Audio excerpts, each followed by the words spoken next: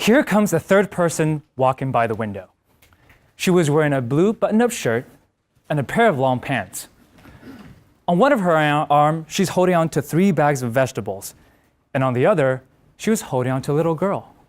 But there's this long scar on one of her arms, large enough to make me wonder, what must she have gone through? But then, she was gone. 10 seconds. That was how long we had to decipher a character back in high school. It was part of our theater training where our teacher brought us to McDonald's and asked us to sit by the window and watch the passers-by. Who do you see? I saw someone who came from the rural area to make a living in the city. But my friends saw something different. They saw a woman battling with domestic violence.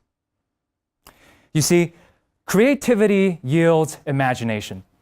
But what we saw in 10 seconds was nothing but a thin slice of another human's entire life. Do you know that it only takes 7 seconds for us to judge someone when we first meet them, according to a well-known clinical psychologist? And the consequences could be dire if we make the wrong conclusion. So today, let me share with you my story with my good friend Afshin. In 2007, I came to the States for college from China, and I met my good friend Afshin during freshman orientation week. Afshin hails from Pakistan, and we decided to catch up after a whole day of activities. I remember that night, I walked into her room. I saw this beautiful praying mat on one side of the room and these very exotic Islamic scriptures hanging on the wall on the other. And then I saw this beautiful book lying on her bed. I walked over, I picked it up, and I start flipping through the book. "Did you wash your hands? Don't touch my Quran like that. Put it down," she yelled at me. I was shocked. So that was a Quran? I didn't know. "Isn't that just a storybook?" I said. She snatched away the book from me and gave me this harsh stare in the face. Who do you see? Well, I saw this very unfriendly Muslim girl who's very unfriendly. So I turned around and I walked out of the room. And I thought, we're probably never going to be friends again. But awkwardly, a couple weeks later, both of us were seated at the same table to meet our international student scholarship donors for dinner. It was awkward sitting right there with her, but we have to have a conversation. But then Afshin started sharing her story. It's that moment that I realized that I knew nothing about this girl. Afshin came from a Taliban-controlled area in Pakistan where the whole region bans education from men and women because education to them is something that makes people rebellious, Western, and acultural. Afshin's mother was married at 10 and was barred from any kind of education. Since then, she made providing education access to her own children a top priority, which is then, when Afshin finally turned 10 years old, Afshin's mom moved their whole family from the tribal area to a nearby city. But their relatives would not give up. They would threaten her family as long as they could. So every morning, Afshin's mom had to smuggle Afshin out from the house under her burqa to go to school. Imagine, when you were 10 years old, what were you doing? Well, in Afshin's mind, she was trying to reconcile what was these tribal teachings and what was her mom's action. She was trying to figure out what was really right and wrong, and she's trying to reconcile all of those back into her Quran. But at the end of the day, she came to the realization that what her mom was doing is actually what she's been learning all this while. That is, to live a pure and moral life. And what did I do with that book?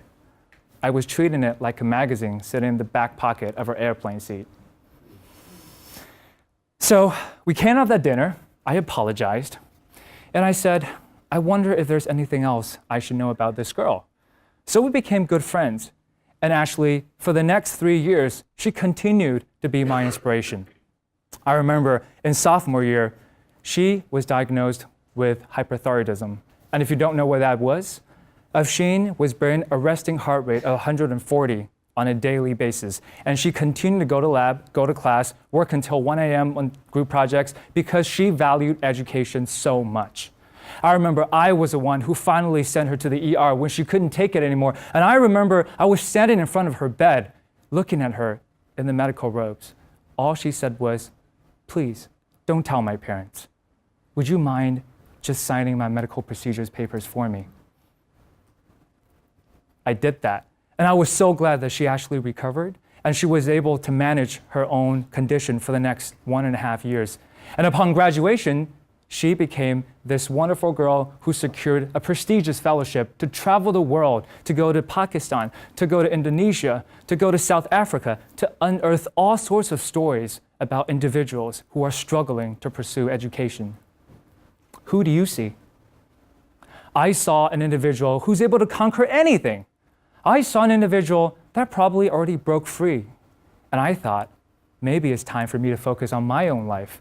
And maybe I'll probably keep our communication at minimum, but I always believe Afshin will be just fine.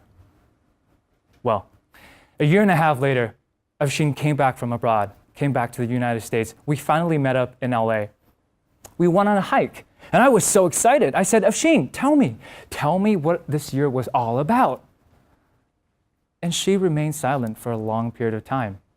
I didn't know why, but she was really hesitant to talk about her experience abroad. So we kept walking, and I kept asking because I was curious.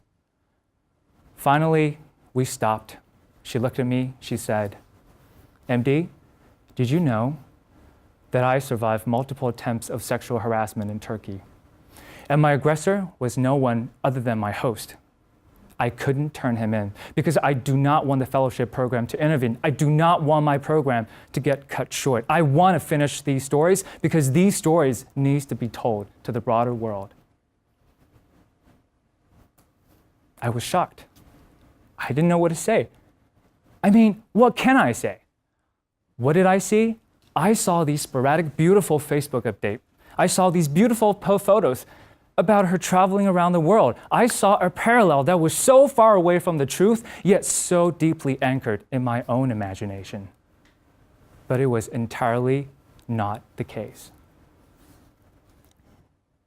So we finished up the hike, we gave each other a big hug, and I made myself a promise. I really want to stay in touch with Afshin, and I really wanted to be there for her on every step of the way. And that's what we pretty much did for the next couple of years. Finally, we're able to kind of get back to our same kind of relationship back in college. We talk about technology, talk about news, talk about gossips, and we frequently indulge ourselves on debates on my personal dating fiascos.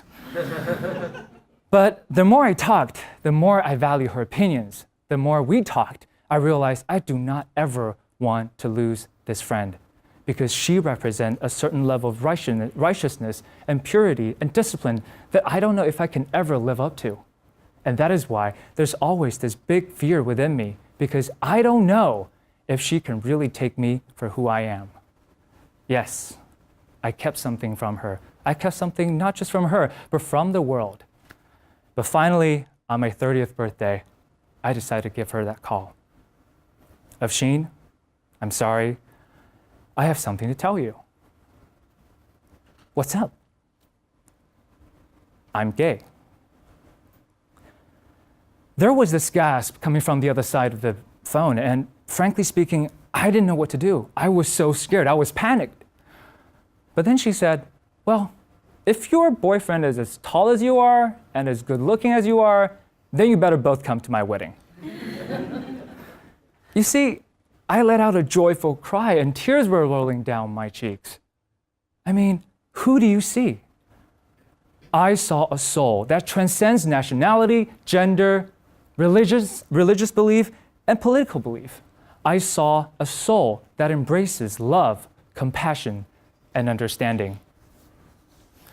So, you see, Afshin and I didn't really come eye to eye at the beginning, and I never thought that our journey will lead us to where we are today. But if there's only one thing I can really share with you, it's pretty simple. Don't just blink and move on. Slow down, look around. Who do you see?